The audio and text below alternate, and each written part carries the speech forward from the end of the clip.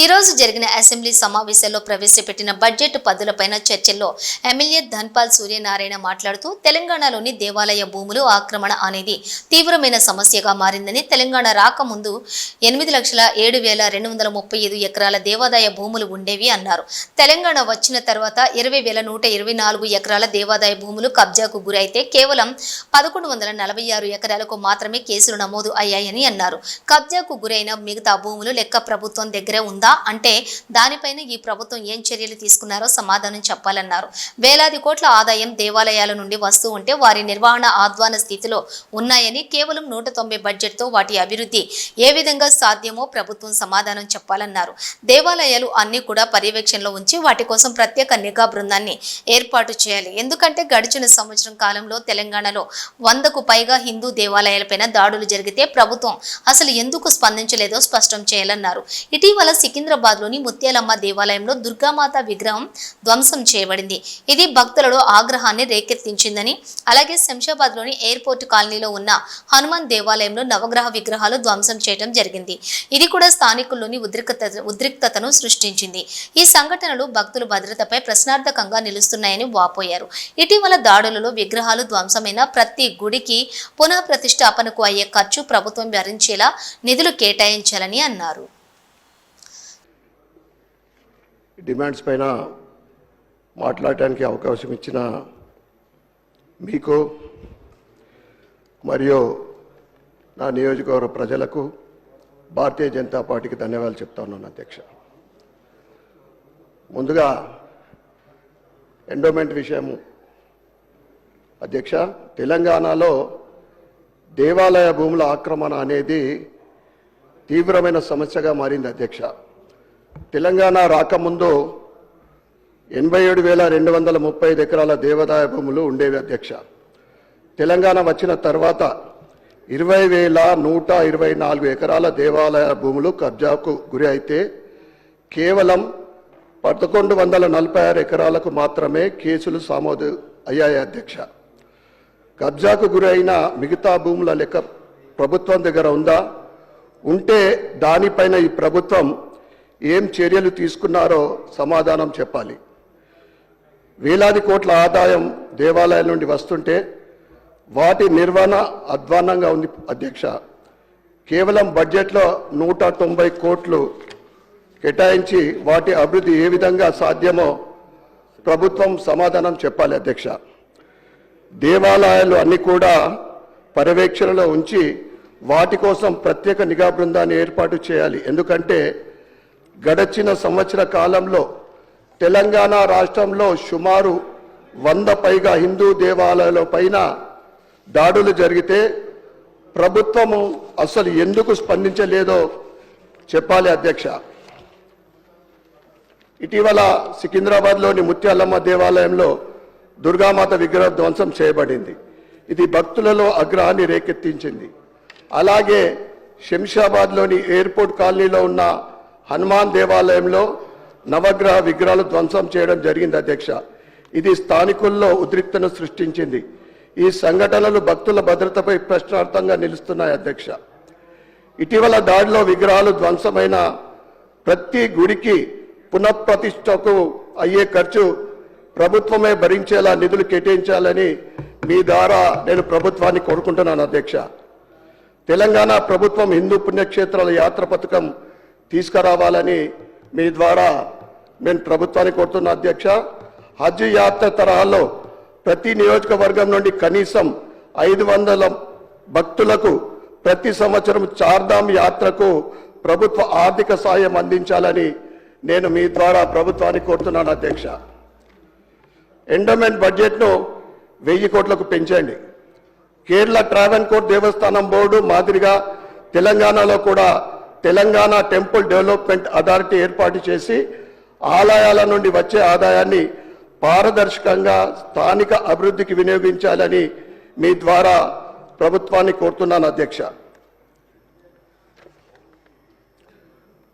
Tourism, art and culture అధ్యక్ష, ఈ బడ్జెట్లో టూరిజం, ఆర్ట్ అండ్ కల్చర్ డిపార్ట్మెంట్కు 1,411 కోట్లు కేటాయించారు.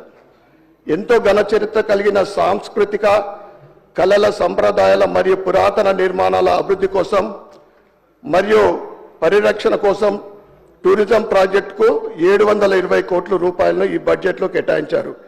ఇది మొత్తం బడ్జెట్లో 0.46 మాత్రమే అధ్యక్ష, 0.46 మాత్రమే పర్సెంటేజ్ అయ్యా. ఈ బడ్జెట్ చూస్తుంటే కాంగ్రెస్ ప్రభుత్వం పర్యాటకాన్ని రంగాన్ని పరిహాసం రంగంగా మార్చినట్లు కనిపిస్తుంది అధ్యక్ష. దేశంలో బీజేపీ పాలిత అనేక రాష్ట్రాల్లో పర్యాటక రంగంపై ప్రత్యేక దృష్టి సారించి కోట్ల రూపాయలను ప్రభుత్వ ఖజానాకు జమ చేస్తున్నారు. ప్రత్యక్షంగా వందలాది కుటుంబాలకు, పరోక్షంగా వేలాది కుటుంబాలకు ఉపాధికి అవకాశాలు కల్పిస్తున్నారు. ఉదాహరణకు గుజరాత్ రాష్ట్రంలో statue of unity, run of Kutch వంటి ప్రాజెక్టులతో ఆదాయం పెంచుకుంటున్నారు అధ్యక్ష. పర్యాటక రంగం కోసం బడ్జెట్లో కేటాయించిన నిధులను చూస్తే అధ్యక్ష, అసలు ఈ ప్రభుత్వానికి పర్యాటక రంగాన్ని అభివృద్ధి చేసే ఆలోచన ఎంత మేరకు ఉందో ఇట్టే అర్థమవుతుంది అధ్యక్ష. కాంగ్రెస్ ప్రభుత్వం మరియు మంత్రులు హెలికాప్టర్లో టూర్లు వేసిన శ్రద్ధ రాష్ట్ర టూరిజం అభివృద్ధిలో పెట్టాలి అధ్యక్ష. భారత పర్యాటక మంత్రిత్వ శాఖ విడుదల చేసిన ఇండియా టూరిజం డేటా కంపెండియం 2024 ప్రకారం దేశీయ పర్యాటక సందర్శకుల సంఖ్య రాష్ట్రంలో గణనీయంగా పడిపోతుంది అధ్యక్ష. దాదాపు 9 కోట్ల దేశీయ పర్యాటకులు, 1.5 లక్షల విదేశీ పర్యాటకులు వస్తున్నప్పటికీ వారికి సరి అయినటువంటి వసతులు లేకపోవడం వల్ల వాళ్ళు త్వరగా తిరిగి వెళ్ళిపోతున్నారు అధ్యక్ష. అదే 2-3 రోజులు ఉండే వసతులు కల్పించినట్లయితే పర్యాటక రంగం ఇంకా అభివృద్ధి చెందుతుంది. ఉదాహరణకు కుంటాల వాటర్ ఫాల్స్ లో ఎటువంటి సౌకర్యాలు లేదు. అందుకే అక్కడ పర్యాటకులు వచ్చి సేమ్ డే రిటర్న్ పోవాల్సిన పరిస్థితి ఏర్పడుతుంది. గత బీఆర్ఎస్ ప్రభుత్వ హయాంలో టూరిజం పాలసీ లేకపోవడం చాలా బాధాకరం. అలాగే కాంగ్రెస్ ప్రభుత్వం తెచ్చిన నూతన టూరిజం పాలసీని స్వాగతిస్తున్నాం, కానీ దాన్ని చిత్తశుద్ధితో అమలు చేయాలని కోరుతున్నా అధ్యక్ష. నేను టూరిజం 2025-30 పాలసీని చదవడం జరిగింది అధ్యక్ష. రాష్ట్రంలోని ముఖ్యంగా 27 పర్యాటక ప్రాంతాలను గుర్తించారు మరియు వాటన్నిటిని అభివృద్ధి చేస్తామంటున్నారు. కేవలం 775 కోట్ల బడ్జెట్తో 27 ప్రాంతాల అభివృద్ధి సాధ్యమని నేను అడుగుతున్నాను అధ్యక్ష. పాలసీలో పేర్కొన్న విధంగా వచ్చే 5 ఏళ్లలో 15,000 కోట్ల పెట్టుబడులు ఆకర్షిస్తామని, అంటే ప్రతి ఏటా 3,000 కోట్లు. ఒకవేళ నిర్దిష్ట సమయంలో పెట్టుబడులు ఆకర్షించలేకపోతే ప్రభుత్వం దగ్గరున్న ఆల్టర్నేట్ ఏంటిది? మరి ప్రభుత్వమే ఆ నిధులు సమకూరుస్తుందని మీ ద్వారా ప్రభుత్వాన్ని సమాధానం చెప్పాల్సిందిగా కోరుతున్నాను అధ్యక్ష. కేవలం ప్రాంతాల పేర్లు అండ్ స్థలాలు చెప్పారు, కానీ పాలసీలో వాటిని ఏ రకంగా అభివృద్ధి చేస్తారో సరైన డిపిఆర్ లేదు అధ్యక్ష. అలాగే ప్రభుత్వం పాలసీలో పేర్కొన్న 27 ప్రాంతాలతో పాటు మా ఇందూర్ అర్బన్లో ఉన్నటువంటి కిల్లా రామాలయాన్ని కూడా అందులో చేర్చి అభివృద్ధి చేయాలని మీ ద్వారా ప్రభుత్వాన్ని కోరుతున్నాను అధ్యక్ష. గుజరాత్ లాగా ఇక్కడ కూడా తెలంగాణ టూరిజం అభివృద్ధి బోర్డు ఏర్పాటు చేయడం ద్వారా పర్యాటక రంగంలో మెరుగైన ఫలితాలు రాబట్టవచ్చు అని నేను మీ ద్వారా ప్రభుత్వాన్ని కోరుతా ఉన్నాను. Arts and culture. తెలంగాణలో సాంస్కృతిక కళలు నిరాధారణకు గురి అవుతున్నాయి అధ్యక్ష. నిజానికి తెలంగాణలో ఒకప్పుడు 120కి పైగా జానపద కళారూపాలు ఉండేవి. అందులో చాలా వరకు అంతరించిపోతున్నాయి అధ్యక్ష. వాటిని కాపాడే బాధ్యత తెలంగాణ ప్రజాప్రతినిధులుగా మన అందరి మీద ఉంది అధ్యక్ష. దీనికి సంబంధించిన ఒక నూతన సాంస్కృతిక పాలసీని ప్రభుత్వం తీసుకురావాలని నేను కోరుతా ఉన్నాను. కళా ప్రదర్శనలకు ప్రతి జిల్లాలో ఒక వేదిక ఏర్పాటు చేయాలని, హైదరాబాద్లోని రవీంద్ర భారతి లాగా ప్రతి జిల్లా కేంద్రంలో స్టేడియమా లేదా మినీ స్టేడియం నిర్మించాలని నేను మీ ద్వారా ప్రభుత్వాన్ని కోరుతా ఉన్నాను అధ్యక్ష. ముఖ్యంగా ఇటీవల జరిగిన ఒక సంఘటన అధ్యక్ష నన్ను తీవ్ర నిరాశ గురిచేసింది అధ్యక్ష. స్టేషన్ గన్పూర్ మండలంలోని శివునిపల్లిలో జరిగిన సీఎం రేవంత్ రెడ్డి గారి సభలో తెలంగాణ ఉద్యమ కళాకారులు నిరసన తెలపగా దీంతో అక్కడ విధులు నిర్వహిస్తున్న మహిళా పోలీసులు వారి వద్ద ఉన్న ఫ్లెక్సీలు చింపేశారు. సీఎం గారి ప్రసంగానంతరము వారు సీఎం గారిని కలవటానికి ప్రయత్నిస్తే వారిని ఆ మహిళా పోలీసులు కలవనీయకుండా నెట్టేసారు అధ్యక్ష. వారిని సభా వేదిక నుంచి మహిళా పోలీసులు బలవంతంగా లాకెళ్ళారు అధ్యక్ష. కావాలంటే తెలుసుకోండి స్వామి, తెలంగాణ రాష్ట్రం కోసం పాటలు ధూమ్ధాంలతో ఉద్యమించిన అందరు కళాకారులకు ఉద్యోగ ఉపాధి పెన్షన్లు కల్పించాలని మీ ద్వారా నేను ప్రభుత్వాన్ని కోరుతున్నా అధ్యక్ష. అలాగే గతంలో మంత్రి జూపల్లి గారు అర్హులైన కళాకారులందరికీ దివ్యాంగులతో అంటే 6,000 రూపాయలు చొప్పున పెన్షన్ ఇచ్చే అంశాన్ని సీఎం గారితో చర్చించి నిర్ణయం తీసుకుంటామని అన్నారు. మరి అది ఎప్పటికల్లా మీరు దాన్ని వర్తింపజేస్తారో తెలియజేసిందిగా కోరుతా ఉన్నాను. మరి దానికి సంబంధించిన బడ్జెట్లో కేటాయించిన నిధులు ఎన్నో కూడా చెప్పాలని అధ్యక్ష నేను కోరుతా ఉన్నాం. దేశం మనదే, తేజం మనదే, ఎగురుతున్న జెండా మనదే. పాట పాడిన జై సినిమా పేరునే ఇంటి పేరుగా మార్చుకున్న నేరేడు కొమ్మ శ్రీనివాస్ తెలుగువారి ఖ్యాతిని అంతర్జాతీయ స్థాయిలో చాటిన బతుకమ్మ పాటను హాలీవుడ్ చిత్రం ది ఇండియన్ పోస్ట్ మ్యాన్ లో పాడిన అమర గాయకుడు జై శ్రీనివాస్ గారు అధ్యక్ష. వారు కరోనాతో మరణిస్తే అప్పటి ప్రభుత్వం పట్టించుకోలేదు. ఈరోజు వారి కుటుంబం రొడ్డున పడ్డది అధ్యక్ష. అలాంటి కళాకారులు ఎందరో తెలంగాణలో ఉన్నారు. వారి కుటుంబాలను మీరు ఆదుకునాలని మేము మీ ద్వారా ప్రభుత్వాన్ని కోరుతున్నాం అధ్యక్ష.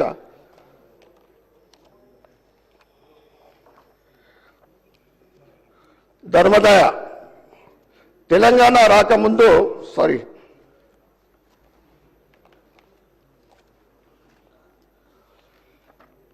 స్పోర్ట్స్ అండ్ యూత్ అధ్యక్ష, గత బడ్జెట్తో పోలిస్తే ఈ బడ్జెట్లో స్పోర్ట్స్ అండ్ యూత్ సర్వీసెస్కు 100 కోట్ల బడ్జెట్ పెంచారు. దాన్ని మేము స్వాగతిస్తూ ఉన్నాం అధ్యక్ష. కానీ ఆ నిధులు సరిపోవు అధ్యక్ష.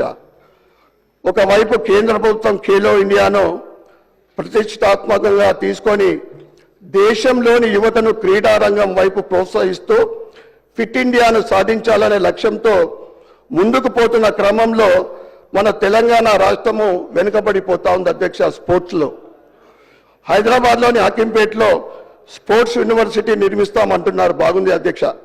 అదేవిధంగా ప్రతి జిల్లా కేంద్రంలో ఒక స్టేడియం కూడా నిర్మిస్తే బాగుంటుంది అధ్యక్ష.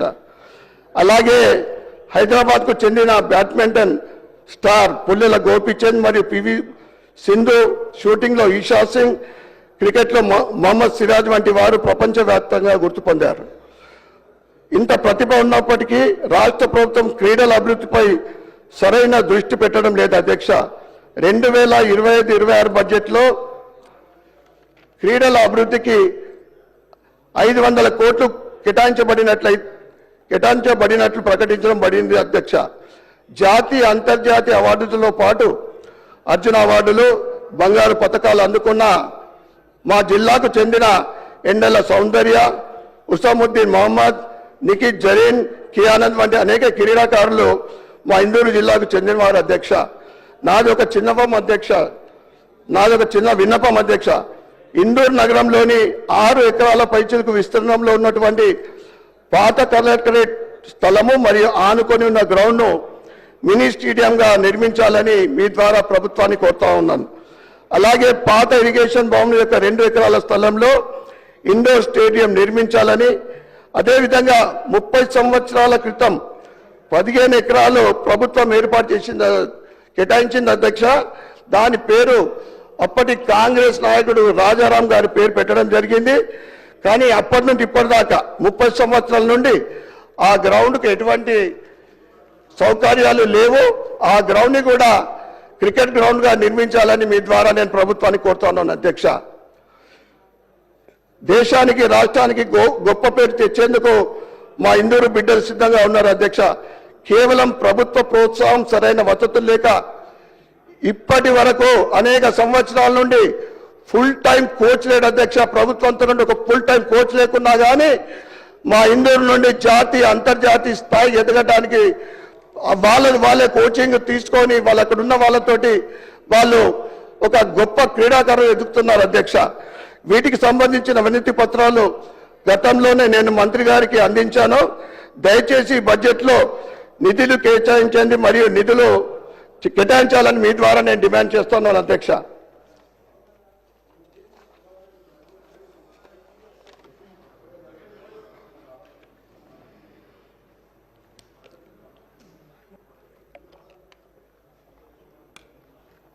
ఎక్సైజ్ అధ్యక్ష, ముందుగా కాంగ్రెస్ ప్రభుత్వం తన లక్ష్యం ఏంటో స్పష్టంగా చెప్పాలి అధ్యక్ష. ప్రజల సంక్షేమమా లేక ఖజానా ఆదాయమా? ప్రజల సంక్షేమం ముఖ్యమా, ప్రభుత్వ ఖజానా నింపడం ముఖ్యమా? వాణిజ్యం సేల్స్ ట్యాక్స్ ద్వారా 37,463 కోట్లు అంచనా వేసిన ప్రభుత్వం మద్యం విక్రయాల ద్వారా మరో 27,623 కోట్లు సేకరించాలని నిర్ణయించినట్లు బడ్జెట్ పద్ధతిలో ప్రతిపాదించారు. రాష్ట్ర బడ్జెట్లో 16% ఎక్సైజ్ రాబడి ద్వారానే సమకూరే విధంగా అంచనాలు వేశారు అధ్యక్ష. ఈ రకమైన అంచనా చూశాక నాకు ఒక సందేహం వచ్చింది అధ్యక్ష. ఈ కాంగ్రెస్ ప్రభుత్వం రాష్ట్రాన్ని పాలించడానికి వచ్చిందా లేక రాష్ట్రాన్ని మత్తులో ముంచడానికి వచ్చిందా అధ్యక్ష? తెలియజేయాల్సిందిగా కోరుతా ఉన్నాను అధ్యక్ష. వాస్తవాలు చెప్తున్నా, తెలంగాణను మత్తు పదార్థాల అడ్డగా మారింది అధ్యక్ష. నిన్న కాచిగూడలో ఒక విదేశీయుడు కోకాయిన్తో పట్టుబడ్డాడు. ఇలాంటి కేసులు రోజుకు 50-60 వరకు సమోదవుతున్నాయి. ఇది నా మాట కాదు అధ్యక్ష. తెలంగాణ ప్రభుత్వం ప్రకటించిన ఎక్సైజ్ చట్టం అమలు పేజీ నంబర్ 6 ప్రకారం చెప్తున్నా అధ్యక్ష. తెలంగాణ రైజింగ్ అంటూ కాంగ్రెస్ ప్రభుత్వం ఒక స్లోగన్ ఇచ్చారు, తెలంగాణ రైజింగ్ అని. అధ్యక్ష, నిజంగానే తెలంగాణ ఈజ్ రైజింగ్ అధ్యక్ష. నిజంగా కూడా రైజింగ్ అవుతుంది. ఎందులో అంటే మద్యం అమ్మకాల్లో తెలంగాణ రైజింగ్ అధ్యక్ష, డ్రగ్స్ విక్రయాల్లో తెలంగాణ రైజింగ్ అధ్యక్ష, గంజా విక్రయాల్లో తెలంగాణ ఈజ్ రైజింగ్ అధ్యక్ష, కొకైన్ విక్రయాల్లో తెలంగాణ ఈజ్ రైజింగ్ అధ్యక్ష. ఎక్సైజ్ శాఖ పూర్తిగా చేతులు ఎత్తేసింది అధ్యక్ష. గత 10 ఏళ్లలో మద్యం షాపుల సంఖ్య రెట్టింపు అయ్యాయి. పోలీసులు పట్టుకునే క్వాంటిటీ కన్నా ఎక్కువ డ్రగ్స్ మార్కెట్లోకి చేరుతున్నాయి అధ్యక్ష. ప్రతి మూలకు గంజాయి దొరికే పరిస్థితి. విద్యార్థుల భవిష్యత్తు ఏంటో అధ్యక్ష మీరు తెలియజేయాల్సిందిగా కోరుతా ఉన్నాను. మద్యం ఆదాయం అంచనాలు విషయానికి వస్తే అధ్యక్ష, 2022-23లో 18,470 కోట్లు, 23-24 20,298 కోట్లు, 2024-25లో 25,617 కోట్లు, మరి ఇప్పుడు 2025-26లో 27,623 కోట్లు.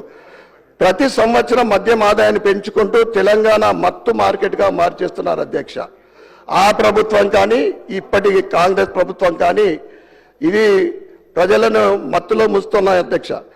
గుడికి బడికి 500 మీటర్ల పరిధిలో మద్యం షాపులు ఉండకూడదు అనే నిబంధన ఉంది, కానీ ఎక్కడా దీనిని పాటించడం లేదు అధ్యక్ష.